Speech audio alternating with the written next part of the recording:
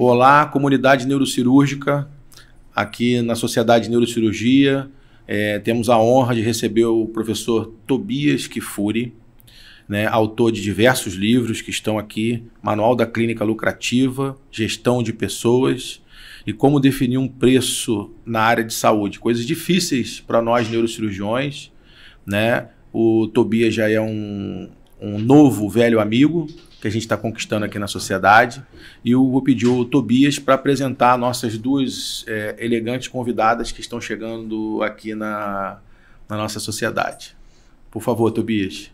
Isso aí. Primeiramente, muito obrigado, Dr. Orlando, pela honra de estar aqui conversando com todos vocês. Eu sou o Tobias Kfouri, eu tenho uma empresa de consultoria na área da saúde, que é a Máquina de Soluções, uma empresa que está desde 2002 no mercado, e a gente atende justamente consultoria para consultórios e clínicas médicas. E aqui estão meus 3 filhotes, né, como o Dr. Orlando falou, que a nossa intenção é compartilhar conhecimento com embasamento científico para toda a sociedade médica.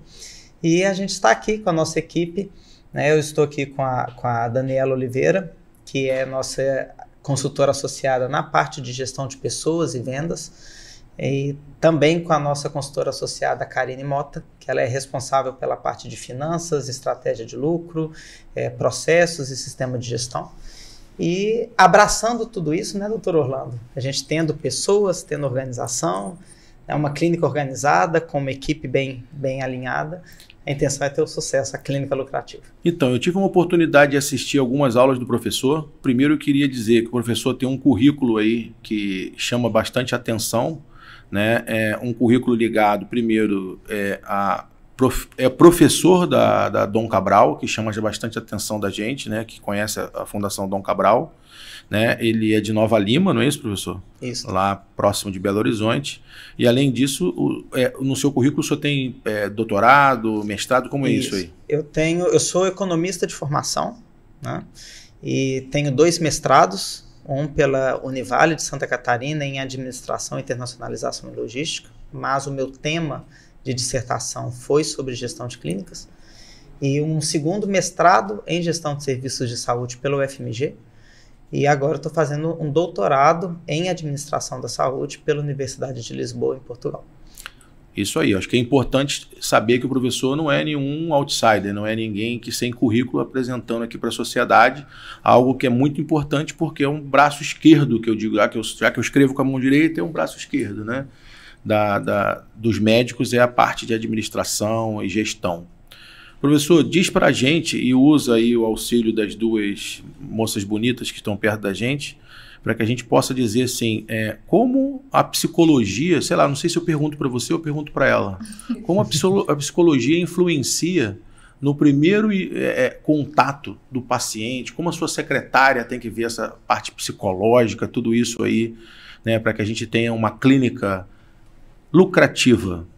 Sim, eu vou puxar aqui. Eu falo muito da questão dos 5 sentidos do paciente desde a entrada dele.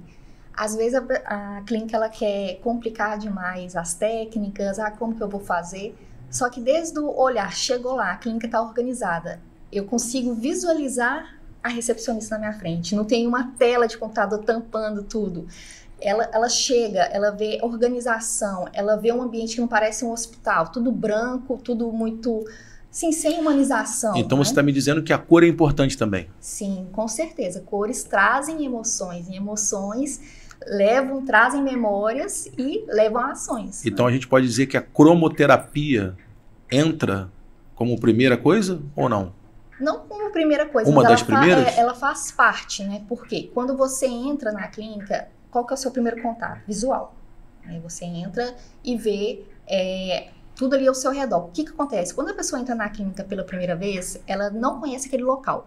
O cérebro dela, ela faz um reconhecimento. Tipo, isso aqui eu nunca vim aqui antes, não conheço nada. Então ela repara todos os detalhes. Ela olha o lustre, ela olha a cor, o detalhe da poltrona, tudo para ela é novo. Então ela está fazendo reconhecimento do local. Eu li num livro que é interessante, que o paciente é muito cruel, porque ele faz um comparativo de uma clínica ou de um hospital, quando ele entra, a um outro local de uma coisa muito boa, como um restaurante ou como uma loja. Então, assim, ele não, quando entra num restaurante, numa loja, teoricamente, ele não está doente com nenhum problema. E quando ele entra num consultório médico ou num hospital, ele tem algum problema e mesmo assim ele te compara com um restaurante ou com um hotel. É verdade isso? A ideia é trazer, a gente fala muito do ambiente de casa, né? O Tobias fala muito isso. O conforto do lar. Então, tanto que até a decoração, os móveis da clínica, tem que pensar no padrão que a pessoa está acostumada para cima. Por quê? Dessa forma, ela vai sentir um ambiente aconchegante e ela vai entender, nossa, isso aqui não é diferente da minha realidade. Acho que eu me conectei, estou sentindo bem aqui. A pessoa não sabe exatamente por que ela está se sentindo bem naquele ambiente, é muito inconsciente porque ela fez conexão visual, da forma que a recepcionista falou com carinho, né? Então vários pontos. Nesse ponto eu acho interessante, sabe, doutor Orlando? A clínica, ela tem que parecer a casa do seu paciente. Não pode ser pior, ela tem que ser igual à casa do seu paciente ou até 20% melhor. Ou seja, se você atende um público muito simples, a sua clínica tem que ter elementos que são simples, que são coisas do dia a dia dele. O tipo de cadeira, o tipo de móvel tem que estar semelhante à casa dele ou até um pouquinho melhor, mas não muito. Eu lembro de um caso de uma clínica que atendia público CD, um público de menor renda, e era um médico que ganhou muito dinheiro. E ele falou assim, agora eu vou oferecer conforto para o meu paciente. E fez uma clínica com mármore, com um monte de coisa linda e maravilhosa. Então, na verdade, ele afastava o paciente por medo. Afastou, porque a pessoa entrava ali e falava o seguinte, nossa, se eu quebrar um negócio desse aqui, tem que dar minha vida aqui. Aí fez o contrário, gerou desconforto pela diferença que ele não está acostumado. Aí a estratégia com ele foi justamente o seguinte, olha, você vai refazer sua clínica, você vai destruir, vai gastar um dinheiro enorme, então, destruir e voltar atrás. Destruir e voltar atrás. Então, na verdade, vai ter que ter no primeiro um indicador ou, quer dizer, um questionário, como é que faz isso, para saber qual é o público-alvo desse médico. Olha aí, pessoal, tá vendo, né? Você tem que inicialmente escolher seu público-alvo, olha aí. Isso é um dos indicadores, né? Porque quando a gente fala de experiência do cliente, ele já chega com ela muito ancorada. Então, como que dentro disso que os dois falaram, nós vamos conseguir trazer para ele esse conforto, essa identificação com o que ele espera, dentro ali do que a gente está estudando sobre ele. Quando a gente faz na consultoria, principalmente o diagnóstico, que é um dos primeiras etapas ali para entender o negócio do cliente, o público-alvo é um desses indicadores. Um dos indicadores. É a pontinha do iceberg ali. Agora, tem uma regra dentro da arquitetura, que eu falo que tem algumas regras inegociáveis. E a principal regra que choca muito os donos de clínica é a altura do balcão. Né? A altura do balcão... Você me impressionou falando da altura do balcão, eu achei bem interessante. Explica pro pessoal aí o que é. É bom que tem até a câmera, vou até mostrar do jeitinho que tem que ser. O que acontece? Por padrão da arquitetura, a mesa ela tem de 70 a 75 centímetros de altura. Essa, como é um pouquinho mais baixa, ela deve ter aproximadamente 70 centímetros. Esse livro ele tem 20 centímetros de altura. Então, o que acontece? Neste livro, aqui é um balcão de 90 centímetros. Olha só, com 90 centímetros, a pessoa que está na minha frente vê o meu ombro, vê o contorno da minha cabeça, tudo. Viu a expressão facial, a comunicação visual, viu tudo, né? Existe uma conversa. Quando eu coloco o balcão a 1,10, você começa a tampar a visão. A pessoa já não vê seu ombro, já vê uma área muito pequena. E como geralmente você tem uma barreira à sua frente, a tendência do ser humano é esconder. Então, é aquilo que eu falo do famoso testando na recepção, né? Quando o seu paciente só enxerga a testa da recepcionista. É o balcão de 1,10. Então, tá errado o balcão de 1,10? Para hotel, não. Para um bar, não. Mas para uma clínica, está. Então, a gente coloca 90. Ele te comparou com hotel, te comparou com restaurante, mas ele exige uma maneira diferente até na arquitetura. Mas existe um motivo muito simples. Por quê? Por que o balcão do hotel pode ter 1,10 e de uma clínica não? Porque você chega ali, faz check-in e vai embora.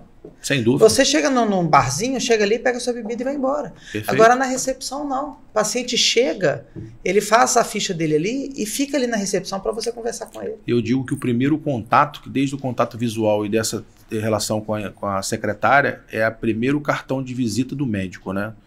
E uma outra coisa interessante, aproveitando esse gancho aí que você falou e eu captei, é muito melhor você às vezes ter uma clínica começando do zero. Então, pessoal, quem está começando não é ruim, viu? Pelo contrário, ele acha muito mais fácil idealizar toda uma clínica desde o início do que para aquela que já tem um tempo de... Não é que é impossível de corrigir rota, né? Mas é que ele acha que a rota inicial é melhor. Explica isso aí para a gente melhor. Porque, por exemplo, se você está lançando uma clínica nova, né, você, por exemplo, você é neurocirurgião, trabalhou no hospital por muitos anos e resolveu montar seu consultório.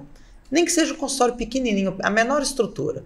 Alugou uma sala perto do hospital, que geralmente é o que vocês fazem. Aluga um consultório perto do hospital que tem uma secretária. É ela na recepção, uma porta e a sua sala para fazer uma primeira consulta, exames básicos para indicar para cirurgia, para fazer cirurgia no hospital. Vamos pensar na estrutura mais simples possível. A partir do momento que você resolve abrir uma clínica, você precisa saber um processo certo de contratar uma secretária. Para não contratar errado, é muito mais fácil você já contratar certo e capacitá-la do que você ter que pegar uma funcionária que você já criou um vínculo, que está com você há 3, 4, 5, 10 anos e falar, olha, você precisa mudar. É difícil. Aí é o caos instalado. É verdade, fica muito mais complexo, né? A gente estava falando o seguinte, que é muito mais difícil você desenhar aquilo que você precisa e contratar do que você ter o cargo para depois tentar encaixar a mudança incomoda. A mudança é difícil, né? Isso só na parte de pessoas, ainda tem na parte de processos. Quando você ainda não tem o consultório, você define como que você quer o agendamento, como que você quer o atendimento na recepção, como que você vai passar o orçamento, como vai ser feito o controle financeiro. Aí você vai implementar um sistema de gestão do zero, com banco de dados limpinho, tudo muito bem configurado. Então você começa redondo. Pessoal, o que ele está querendo dizer para a gente é que independente do tamanho do que você vai montar, seja muito pequenininho, seja muito grande, você tem que planejar. Acabou a era do que você ia só pelo sentimento. Agora é técnica. Vou fazer uma analogia que eu fiz ali dentro para as minhas secretárias. Uma neurocirurgia, professor, ela começa pelo planejamento da cirurgia, avaliação do paciente, avaliação dos exames. Após você vai colocar o paciente na posição que você planejou adequadamente, já com a tua estratégia cirúrgica pré-definida. Você dali vai saber aonde você vai fazer para abrir, para retirar a lesão ou para introduzir um catéter, o que seja, para depois você executar aquilo lá. E eu vi muito bem isso no teu planejamento, que na verdade toda essa sua história do manual da clínica lucrativa, gestão de pessoas, está seguindo um passo a passo. Fala para mim esse passo a passo aí como é. Tá? Porque é justamente isso. No livro Manual da Clínica Lucrativa, eu trago o conceito de fluxo Y, que é uma sequência que não tem nada de extraordinário, não. Simplesmente a gente pegou os 10 principais processos e desenhou numa sequência lógica. Então, assim, apesar de ter sido uma criação minha baseada numa coisa muito simples. Eu tenho o eixo do paciente, que são os 4 primeiros passos que toda clínica possui, que é um agendamento maravilhoso, e o agendamento tem que ser muito estratégico. Depois que o agendamento foi muito bem feito, realmente a secretária fez o agendamento maravilhoso, com vários diferenciais, eu vou acolher o paciente na recepção, que é o atendimento na recepção.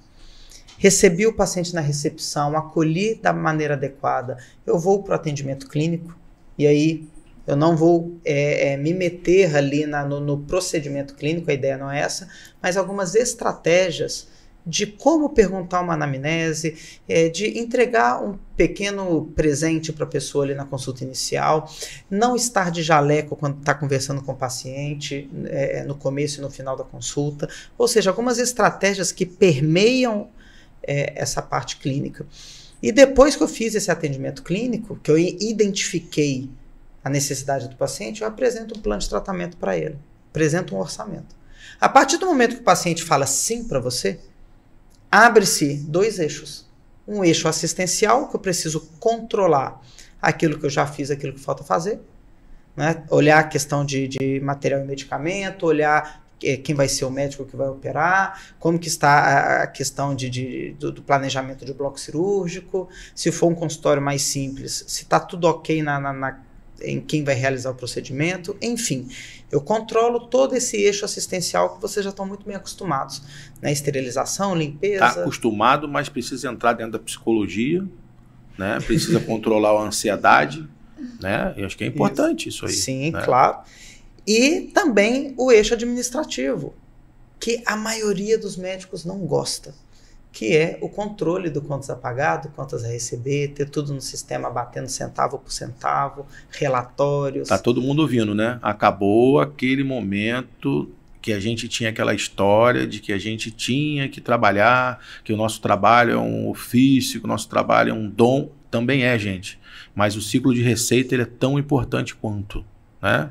Precisa acompanhar o ciclo de receita porque não tem quem consiga manter uma clínica sem que ela seja lucrativa, né? Ela precisa dar lucro, né? Um negócio. Eu falo que o lucro da clínica tem que ser um lucro justo e merecido. O que é isso? Você tem que olhar para quanto que você lucrou. Ah, lucrei, sei lá, 100 mil reais no mês. Pô, tá justo pelo que eu executei. E, pô, eu mereço. Olha tantos anos que eu estudei, olha tudo que eu tive que abrir mão para chegar onde eu tô. Pô, esses 100 mil eu mereço. Ele é justo, eu mereço ganhar.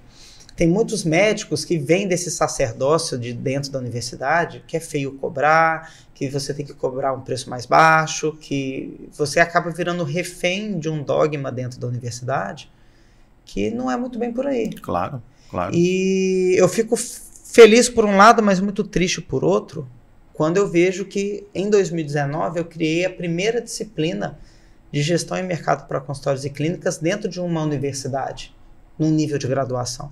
Isso tinha que ser obrigatório para todo médico, todo dentista, todo profissional da saúde que vai atender o público. Então, assim, além de saber fazer a técnica muito bem feita, e isso vocês são maravilhosos, que vocês tenham noções básicas de como é contratar uma funcionária, como é fazer um controle financeiro de uma clínica, o que é imposto, como que funciona. Vocês não têm nada disso na faculdade. Como dentro da lei pagar menos imposto também, né? Sempre que é uma coisa importante. lei. Como cobrar, né? Que é uma coisa muito difícil para o médico, né? Como ter o preço justo, né? Na hora de cobrar. Você ensinou ali uma coisa interessante sobre hora, né, trabalhada, que é um método, né? Mas o seu método é assim, né? Calcular por hora, né? Eu acho que é bem interessante esse exemplo. Agora me conta uma coisa. Você então seria a pessoa que dá a primeira chegada no lugar? Você é a pessoa que invade a clínica dos outros para poder pegar as primeiras informações? É assim que você faz? Também. E aí eu costumo desconstruir um conceito que vocês, médicos principalmente, têm em relação a controles e a financeiro, que é uma parte bem chata, né, no primeiro momento assim. Então, o meu papel é trazer essa consciência para vocês. Como hoje, usando um sistema adequado, você consegue centralizar toda a sua operação, porque é muito comum os profissionais utilizarem outros controles paralelos e pagar super caro em um sistema de gestão e não usar nem a metade. Normal para agendamento. Então, quando a gente tem isso e aumenta a consciência de vocês em relação a essa parte, muitas vezes o médico não precisa nem pegar, mas ele tem uma pessoa lá dentro que é responsável por isso. Delegar, né? Isso. E aí a gente chega nessa parte da precificação. Como que vocês, tendo essa consciência, entendendo como tudo está funcionando, entendendo como interpretar esses relatórios, vocês conseguem trazer essa ferramenta também para dentro da clínica. Então, no primeiro momento eu costumo sim chegar dessa forma, mas eu acabo conquistando. Claro. Mineira, ela vai devagar, um pão de queijo, cafezinho e vai indo, né? Então, quando a gente tira essa venda dos olhos de vocês mesmos, de entender, olha, meu custo por hora é esse, a experiência que eu estou agregando para o meu paciente, ela requer uma valorização também nessa parte, então vocês passam a ter um despertar em relação a isso. E eu consigo fazer uma analogia daquela parte da aula que você falou, acho que eu esqueci. Ou você delega, ou você afasta. Delega, elimina ou corrige. Elimina ou corrige? Consigo fazer uma analogia disso ou não? Sim. Explica o que é essa parte. Pulei para uma outra parte aí, mas explica o que é isso aí. Do preço justo, não é isso? Tá. O que acontece? Na saúde, tem muita gente que precifica baseado no que o meu colega de profissão faz. Eu sou neurocirurgião no Rio de Janeiro, o meu par aqui, tem outro neurocirurgião que cobra X reais na cirurgia, eu também vou cobrar algo próximo. Tá, mas qual que é a estrutura de custo dele? É igual à sua? Às vezes você tem um consultório em Ipanema, no Leblon, que você vai pagar caro, e a pessoa tem, né, um consultório em outro lugar mais distante, sim. Né? Então, assim, são talvez qual é o público de cada um também? Qual é o público de cada um? Quanto que ele paga de salário para o funcionário? Quanto que ele paga de aluguel? Quanto que é o repasse? Qual que é o modelo tributário dele? Então, não dá para simplesmente você fazer o copia e cola na tabela de preço dele.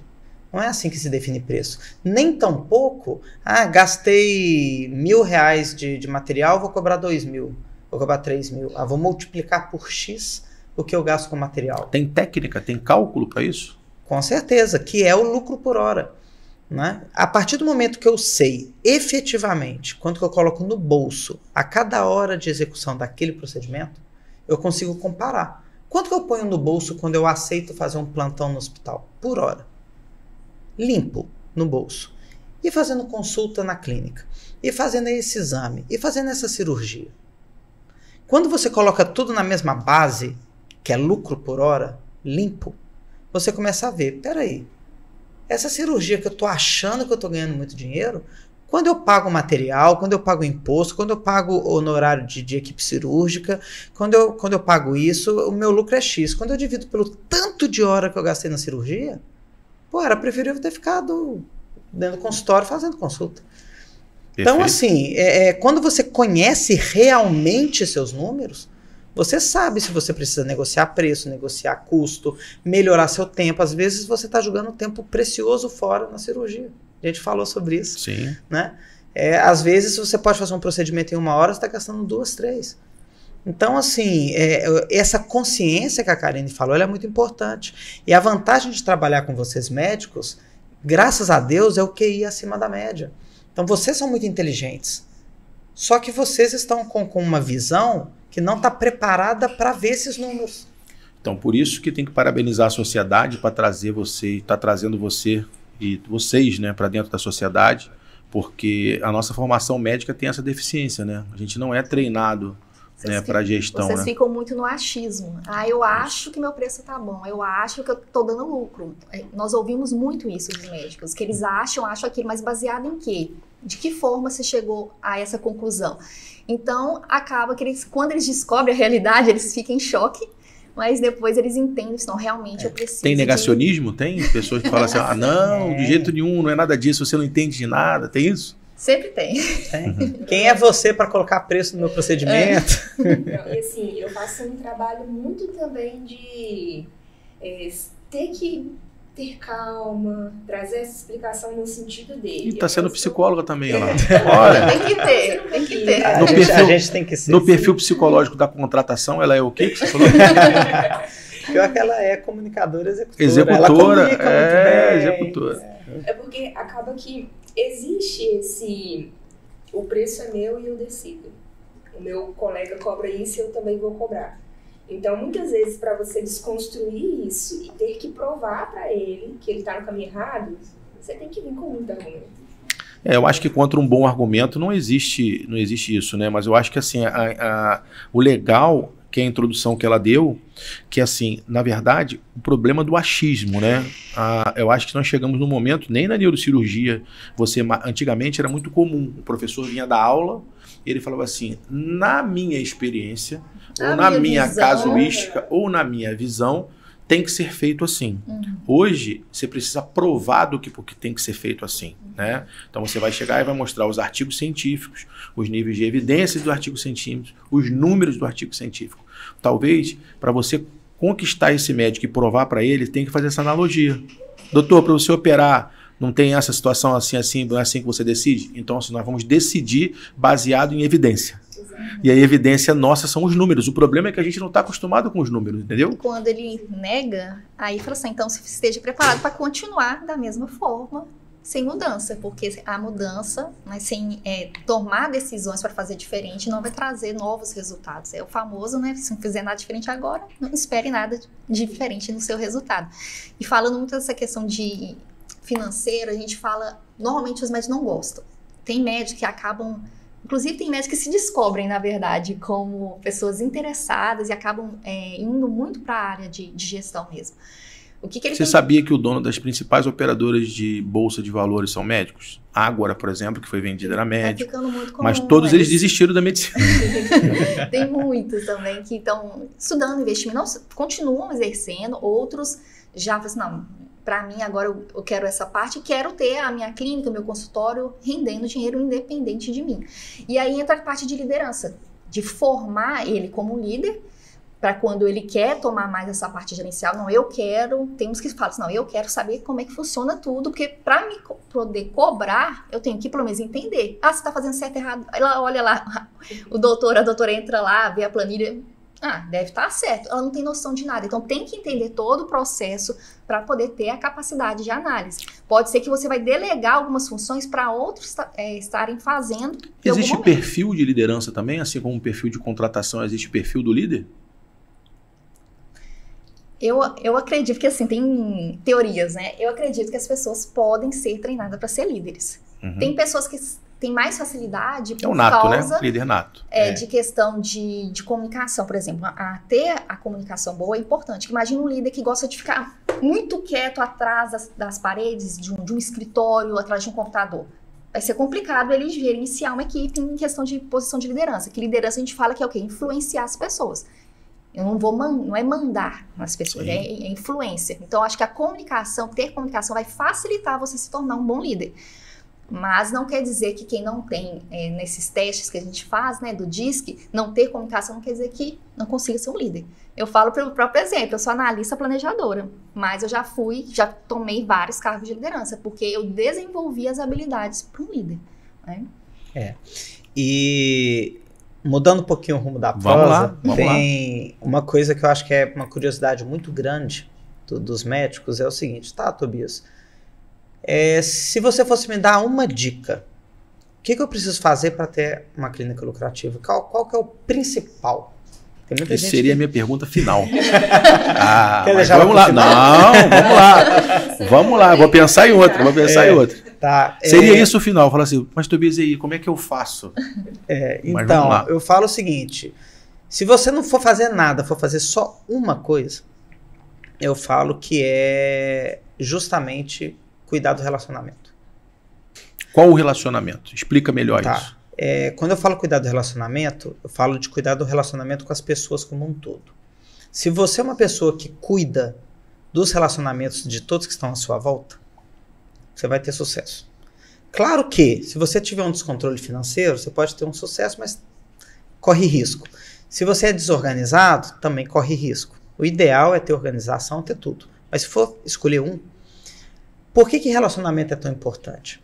Porque o relacionamento com o seu paciente, a gente tem que lembrar que o paciente na área da saúde, ele tem medo, ele tem receio. Tirando a parte estética e tal, aí até na parte estética eles têm um pouquinho de medo, mas tem menos, a pessoa está ali sem querer estar. Ninguém quer ir no médico. Sem dúvida. Né? Então é o seguinte, ele já não é um ambiente legal para ele. Então, por isso que eu falo que é cruel. Compara com coisas boas, né? Num lugar que ele já não está bem. Então, assim, se mesmo assim ele já não quer estar lá e eu tratá-lo de forma fria, distante, né? Você não vai conseguir potencializar a sua clínica. E é impressionante, nesses 22 anos de trajetória da Máquina de Soluções, como que os clientes nossos que mais performam são aqueles que mais cuidam do relacionamento. Às vezes não são os mais organizados, não são os mais ricos, não é a especialidade A ou B, mas justamente aquele que tem o maior carinho com o paciente e também com a equipe. Isso é muito falado, né? Você tem que particularizar caso a caso, você tem que humanizar, né? É o que está se falando mais na medicina hoje, mas assim, como você tem que personalizar, é o mais difícil, né? Essa questão da empatia, né? Tem muito essa questão de empatia. Se colocar no lugar do outro, mas essas coisas são muito batidas, né? Todo mundo fala isso. Eu falo que o principal seja leve. Converse com o seu paciente como se estivesse conversando com seus amigos. Aqui, como a gente está aqui no nosso bate-papo, né? Exato. Mas tem um script, enche a sua agenda em 2 dias. Vou comprar o script de como atender um telefone. Não, não é isso. O script não pode ser um trilho, tem que ser uma trilha. Né? O trilho não pode sair do lugar, senão cai. Tem que ser uma trilha. É mais ou menos por ali. Então o script te serve como uma bússola, como uma trilha de onde você tem que ir. Então a personalização é justamente isso. Você falou assim, não, essa pessoa é mais alegre, é mais descontraída. Eu vou conversar com ela de forma mais descontraída. Da mesma forma que a forma como você conversa com seu irmão é diferente da forma que você conversa com seu pai, que é diferente de como você conversa com sua avó. Então a mesma coisa. Chegou um paciente mais alegre, mais espontâneo, entra no clima, conversa com ele de uma forma mais informal. Chegou uma pessoa mais rabugenta, mais séria, que não é muito de papo, vai mais no clima dele, vai mais na onda dele. É um rapport, famoso rapport, né? É isso aí. Então assim, e tenta ser leve. Encare cada cliente dentro do seu consultório como um amigo que está chegando, né? Bom, o tempo está chegando ao fim. Eu ia fazer aquela pergunta que você me roubou a pergunta, explicou aí. E você me disse ali, que eu vi na aula ali, que são, sei lá, 7 passos, né? Para gestão de pessoas, não é isso? Para contratar. Para contratar. Quais são os 7 passos para te contratar? Para me contratar? Porque assim, eu acho que assim, para chegar até o médico chegar até você, existem algumas maneiras de se chegar. Pelo que eu estou vendo, uma das maneiras é comprar os livros, né? Acho que talvez possa ser o início de tudo, né? Mas me explica aí, como a gente chega no manual da clínica lucrativa, como é que eu chego até a gestão de pessoas, como eu chego, como definir na área da saúde o preço, através do professor, de uma maneira assim, mais próxima de você, porque assim, eu estou vendo que você agora faz parte da sociedade. Estou sabendo já, me disseram que ele vai estar no ano que vem, me disseram também que ele vai estar no Congresso Brasileiro de Neurocirurgia de 2026, alguém me disse, não sei quem fui, mas aí, me diz aí, como se chega próximo a você para construir isso tudo junto de uma maneira mais simples? Vamos lá. Quais são os 7 passos para fazer isso? O primeiro passo é assistir o podcast. Então, já cumprimos o primeiro passo, né? Porque eu falo o seguinte, tem gente que acha que eu espanto o cliente, mas eu não espanto. Eu só não quero ninguém frustrado e ninguém jogando de fora. Eu quero que você esteja comigo, esteja fazendo a minha consultoria, porque você está alinhado em princípios, crenças e valores comigo. Então você precisa me conhecer antes de me contratar. Eu falo isso muito para as pessoas. Então, primeiro, assistir o podcast, já assistiu. Segundo, me siga no Instagram. Mas por quê? Para você poder ver o que eu falo, para você entender as dicas que eu dou, para você conhecer um pouco do dia a dia. Terceiro, compre o livro. Lógico que o ideal é comprar os 3. Mas se quer um passo inicial, lê o Manual da Clínica Lucrativa, que ele é a porta de entrada. Ele vai te falar de uma maneira geral o que você precisa saber. Aqui é aprofundamento. Aprofundamento em pessoas e em estratégia de precificação. Então o terceiro passo é ler o manual. Quarto passo, que está escrito no livro, manda uma mensagem para a gente e fala, olha, eu quero dar um passo a mais. A gente tem mentorias, a gente tem consultorias, a gente tem cursos presenciais, cursos online. Olha... E pessoal, esses cursos objetivamente não precisa ser o médico, pode ser a secretária, sim, pode ser a gestora, pode ser, dependendo do seu tamanho, pode ser pessoas que estão à sua volta. Né? Tem curso para todo jeito. Fez isso, quinto passo. Você vai mandar uma mensagem para a gente e tem um formulário que você preenche para a gente te conhecer melhor, que aí é o momento de o seguinte, se você está interessado, agora é o momento de ver se a gente está alinhado. É como se fosse um Tinder profissional, né? Uhum. Ó, você curtiu, agora deixa eu ver se a gente vai curtir. Vai dar, como é que é? Vai dar match. Ou seja... A base é científica, né? Então a gente precisa estudar exato, o de cada um para saber direcionar. A gente não quer ninguém que não esteja alinhado com a gente, né? Então o quinto passo é você fazer isso. No sexto passo, a gente vai fazer esse mapa e vai bater um papo baseado nos seus indicadores de pré-diagnóstico nosso. Não é mapa astral não, hein, pessoal? Ele vai fazer um mapa de alinhamento. Com 14 indicadores de como está a sua gestão. Que aí nós vamos saber onde está seu principal problema, como que a gente consegue, de forma íntegra e ética, ajudar vocês. Que aí é o 6º passo dessa conversa. Nesta conversa, a gente chegando no entendimento que o que você precisa é o que a gente está propondo, e baseado nas suas dores, esta é a melhor solução, aí vem o 7º passo, que é a contratação, que é a definição de valores, assinatura de contrato e planejamento daí para frente. Então, pessoal, tivemos aqui com o professor Tobias Kifuri, que deu mais uma aula, né? Eu estou chocado com a quantidade de aula que eu já recebi dele nesse congresso. Começou na quinta-feira, a gente junto no primeiro evento. Ele chegou aqui com a dificuldade de andar, por um problema na coluna. Eu falei, veio no lugar certo, né? No congresso de neurocirurgia com problema na coluna. Já veio fazendo o teste. Né? Veio fazendo o teste. Eu acho que ele foi lá testar, ver se estava tudo certo. Cliente oculto, foi um cliente oculto, e aí ele chegou para o nosso presidente e falou, será que o nosso presidente, especialista em coluna, vai dar jeito, não vai dar jeito, né? Muito obrigado pela sua presença, muito obrigado pela presença das duas. Eu acho que abrilhantou muito aqui o nosso podcast da sociedade. Espero estar junto com vocês nos próximos podcasts e nos próximos congressos de neurocirurgia.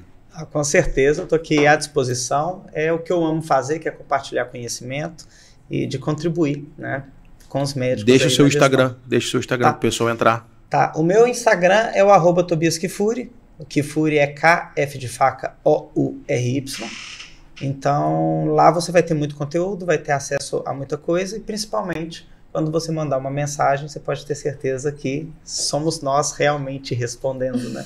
Então, a gente se preocupa muito. Se a gente ensina relacionamento, ensina a cuidar, né? Você pode ter certeza que mandando uma mensagem lá, nós vamos cuidar de vocês também. Um abraço a todos. Nos vemos no próximo podcast. Grande abraço.